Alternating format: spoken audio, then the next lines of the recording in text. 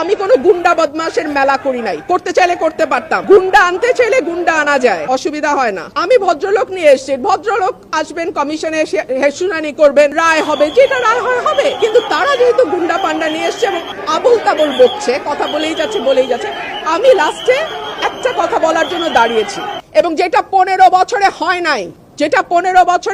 নাই সেটা আজকে হয়েছে।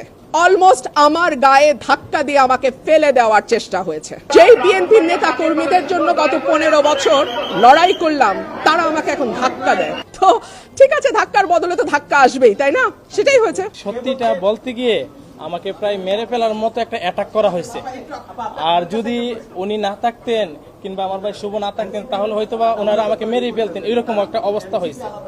আপনারা তো সবকিছু দেখছেনই, অথচ আমার দোষ ছিল, আমি সত্যিটা বলতে গেছি।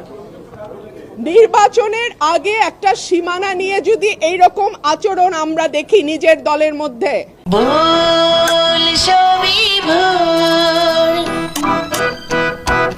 হু নোজ নির্বাচনে কি হবে। মুশকিল হচ্ছে, উনি যেহেতু খুব পরিচিত কোনো মুখ নন, উনি এনসিপি থেকে এসেছেন না জামাত থেকে এসেছেন আমি জানি না, তবে উনি প্রথম, আমি জানি না যার কথা আপনি বলছেন, একজন আমাকে ধাক্কা দিয়েছেন, পাঞ্জাবি পরা, হ্যাঁ একজন ধাক্কা দিয়েছেন।